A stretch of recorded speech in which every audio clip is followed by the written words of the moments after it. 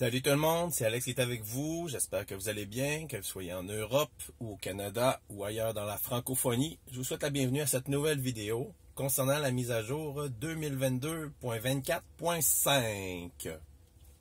Alors, on commence par les notes de mise à jour un peu comme d'habitude. Alors, vous voyez que Tesla nous a donné 4 informations sur cette mise à jour-là. On nous parle en premier des profils Tesla, que c'est une nouvelle fonction. Donc, dans les profils Tesla, qu'est-ce que c'est quand la synchronisation est activée avec le nuage? Alors, c'est un truc qui permet d'envoyer sur un serveur chez Tesla l'information concernant vos miroirs, votre siège, le volant, vos configurations d'autopilote, la conduite, la climatisation, le chauffage, les informations de navigation, les favoris, ce genre de trucs-là. Et puis, vos médias, c'est-à-dire vos favoris là, dans la musique aussi, des choses comme ça. Ainsi que l'information sur que vous avez approuvé ou refusé pour le partage des données. Alors, tout ça, au lieu d'être stocké dans la voiture, va aussi avoir une copie dans le nuage. Donc, ça va permettre que si vous avez plus d'un véhicule Tesla, de retrouver vos configurations dans un autre véhicule. Alors, vous n'aurez pas à refaire dans chaque véhicule chaque chose, vous allez le faire une seule fois. Alors, c'est quelque chose qui était en préparation, puis là, c'est fonctionnel. En fait, c'est fonctionnel au Canada pour les nouvelles modèles 3 et les nouveaux... c'est fonctionnel pour tous les véhicules, c'est-à-dire la S, mais la nouvelle S, donc pas les anciennes avec l'écran vertical, les modèles 3 aussi. Les modèles X, nouvelles modèles X, donc avec l'écran horizontal, pas le vertical, et les modèles Y.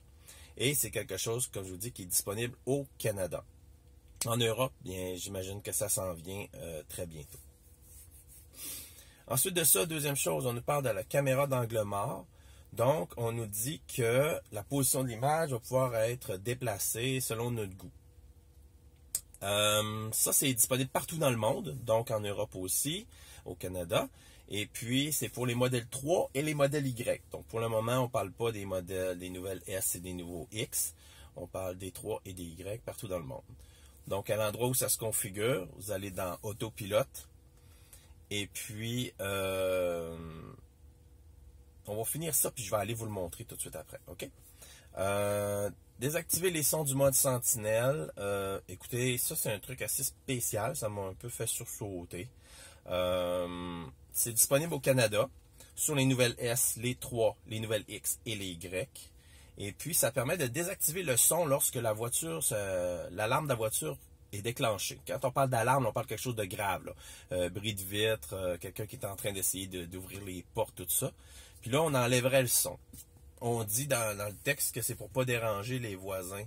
Je vois pas l'intérêt d'avoir un système d'alarme si tu le mets en mode silencieux puis t'avertis personne, puis le voleur peut continuer impunément sans se faire déranger par du bruit ou par d'autres personnes qui viendraient voir qu'est-ce qui se passe, ou même vous-même, etc.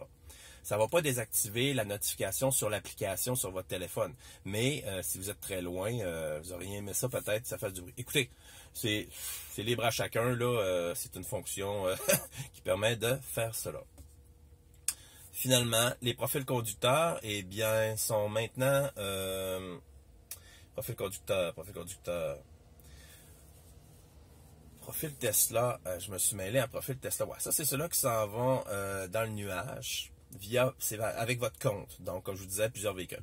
Pour ce qui est des profils conducteurs, ça, c'est toutes les données de navigation référentes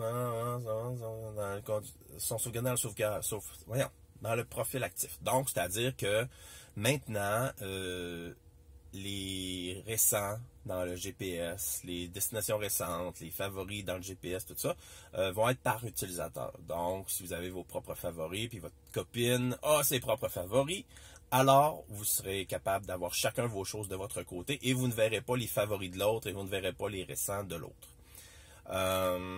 Fait que c'est ça pour les notes ici.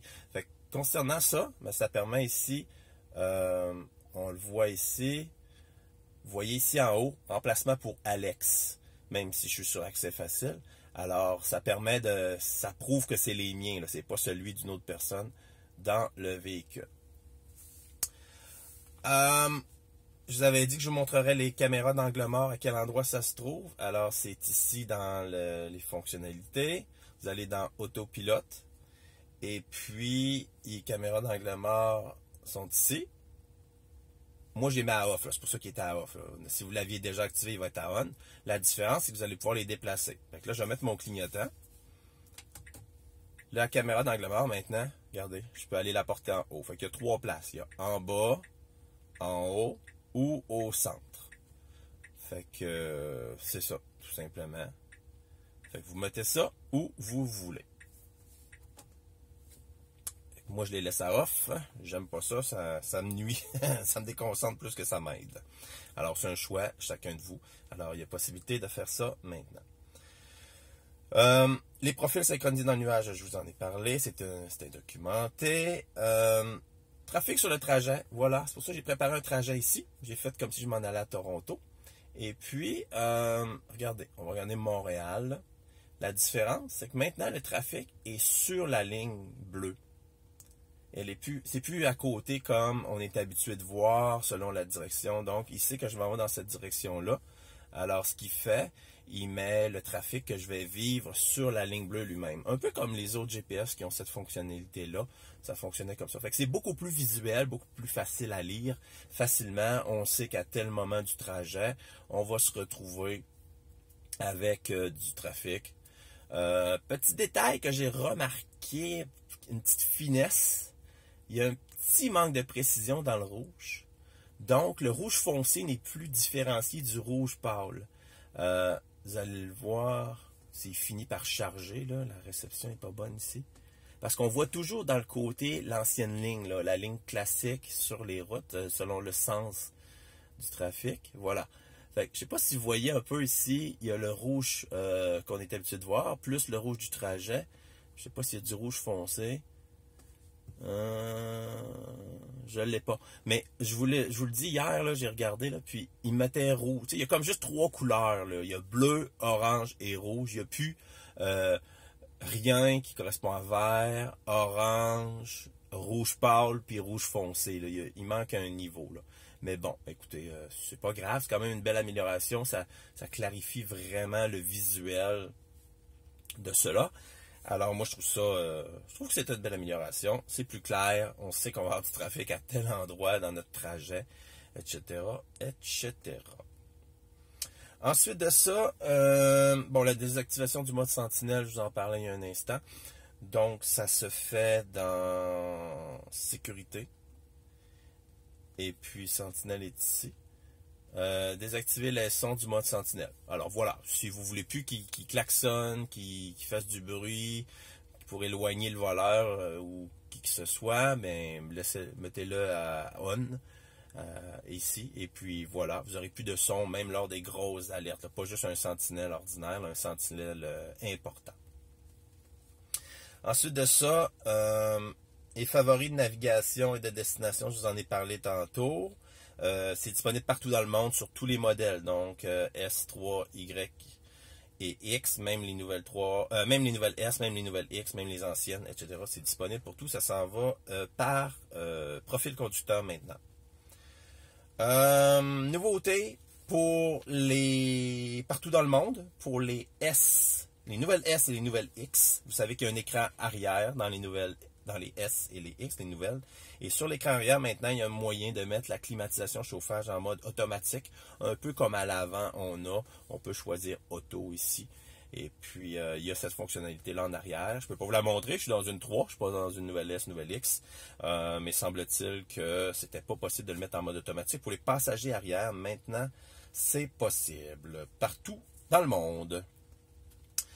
Ensuite de ça, on en avait déjà parlé pour les 3 et les Y. Maintenant, c'est chose faite pour les nouvelles S et les nouvelles X au Canada. Donc, c'était seulement les 3 et les Y. Maintenant, c'est tout le monde. Ben, pas les anciens, mais les nouvelles générations, disons, appelons ça comme ça. Pour ce qui est du freinage mécanique, lorsque vous n'avez pas votre batterie trop pleine et puis vous voulez ressentir la voiture ralentir sur le même principe quand il y a de la régénération disponible. Donc, c'est ici, appliquer les freins lorsque le freinage récupératif est limité. Alors, vous allez avoir la possibilité dans les nouvelles 3 et les nouvelles S, excusez, les nouvelles S et les nouvelles X, donc écran horizontal, au Canada, vous allez avoir la possibilité d'activer cela aussi pour vous, comme les 3 et les Y. Vous vous souvenez, on a parlé de la dernière vidéo, dans Entretien, on a parlé de la pression, d'ajuster la configuration des pneus. On était allé ici dans le pneu, puis on pouvait lui dire qu'est-ce qu'on avait comme pneu. Maintenant, nouveauté dans cet écran-là, c'est non documenté, ce que je vous dis là, donc ça a été trouvé par des utilisateurs. Deux choses. Donc, premièrement, on nous écrit maintenant quelle est la pression recommandée par temps froid, donc 42 en avant, 42 en arrière. Et on nous met l'historique, puisque ça fait plusieurs minutes que je n'ai pas roulé. Les capteurs n'envoient plus d'informations à l'ordinateur. Donc, il me dit, il y a 5 minutes, voici ce qu'il y avait comme pression dans les pneus. Donc, 43, 43, 42, 43. Au lieu d'écrire rouler ou aucune information, ben maintenant, on peut voir cette information-là, dire au démarrage, tout de suite, on va voir le dernier chiffre qu'il y avait comme pression dans les pneus. C'est disponible partout dans le monde, sur tous les véhicules, donc les S, les 3, les X, les Y, les nouvelles S et nouvelles Y. Je vais finir par le dire comme il faut. Ensuite de ça, grosse nouveauté, vous avez peut-être entendu la rumeur, ben c'est pas documenté, mais vous avez peut-être entendu la rumeur, comme quoi il y aurait un magasin d'applications dans nos voitures maintenant, un peu comme sur votre téléphone cellulaire, le App Store chez Apple et puis le Play Store chez Android. Alors, maintenant, partout dans le monde aussi, sur tous les véhicules, vous êtes capable de désinstaller des applications. Vous voyez ici, il y a un bouton désinstaller. On nous donne aussi l'information sur la grosseur que l'application prend sur la mémoire de la voiture. Donc, il y a moyen de désinstaller. Fait qu'un moment donné, pour gérer la quantité de mémoire qui est utilisée, on va pouvoir désinstaller les choses. On va pouvoir installer d'autres choses, donc probablement qu'il va falloir désinstaller des choses si jamais on manque de place, etc. Bizarrement, c'est pas toutes les choses qui se désinstallent. Sonic, il se désinstalle pas. Il n'y a pas de bouton désinstaller. Je ne sais pas pourquoi. Mystère. Mais les autres, ils se désinstallent pas mal tous. Pardon. Ah, Backgammon ne désinstalle pas. Alors, c'est peut-être le jeu préféré de Elon Musk, puis on ne le sait pas. Mais bon, il ne se désinstalle pas. Fait que celui-là, si je veux le désinstaller, je pèse ici. Voulez-vous désinstaller? Oui. On nous informe que si... il est déjà désinstallé. Bon, lui, ça n'a pas été long. Peut-être parce que je l'avais déjà fait. Voilà. Fait que lui, il n'est plus disponible. Regardez, il est comme grisé. Il disparaît pas complètement pour le moment, mais il est comme grisé. Puis si je veux jouer, je vais être obligé de l'installer. Puis là, il va le télécharger. Est-ce que ça fonctionne à l'extérieur de la maison? C'est-à-dire quand vous n'êtes pas en Wi-Fi, quand vous n'êtes pas en Wi-Fi, est-ce que ça va installer quand même ou il va nécessiter une connexion Wi-Fi ou ça va fonctionner sur la connexion LTE du véhicule? On va le voir tout de suite. Ah ben citron, ça ne marche pas. Voilà. Alors la réponse est ça. Il faut être en Wi-Fi absolument, on dirait. Parce que regardez, j'essaie de l'installer. Oui, je veux. Voulez-vous annuler? Non. Ah non, on dirait qu'il le fait quand même. On va le voir. On va en lancer un autre qu'on va désinstaller. Tac, tac.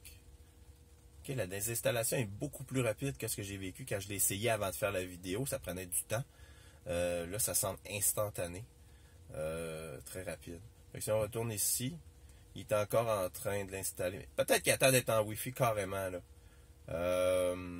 Ça semble ça, parce que quand j'ai. Là, il me dit, voulez-vous annuler le téléchargement? Là, non, je ne veux pas l'annuler. Fait que ça se pourrait que vous puissiez installer seulement en Wi-Fi.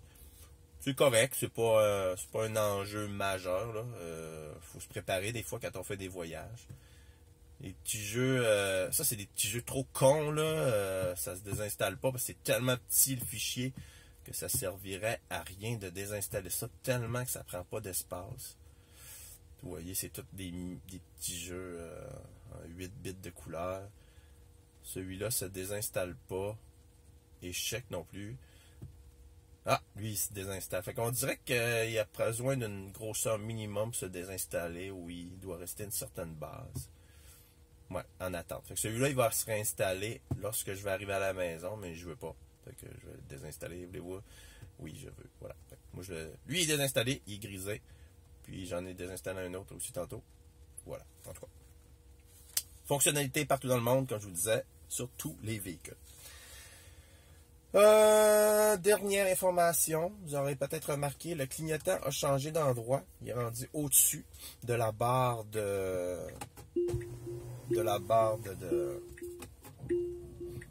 ici. Parce que il a fallu faire de la place pour la caméra d'angle mort, vous comprenez? Alors, c'est pour ça que ça a été déplacé au-dessus de la barre, tout ça. Puis, il y a des icônes. Ces icônes-là ont bougé. Ça, c'est sur les 3 et les Y que ça touche partout dans le monde. Donc, c'est pour l'emplacement de la caméra de l'angle mort. Alors, c'est pas mal ça pour les nouveautés de 2022.24.5 ou 2022.24. Peu importe le point après, c'est juste des bugs qui sont réglés. Hey, ma carte est tout à l'envers. Voilà. Fait que c'est tout. Je vous ai tout dit. J'espère que vous avez apprécié la vidéo. Et puis, sur ce, je vous dis bonne route. Puis à la prochaine. Merci d'avoir regardé.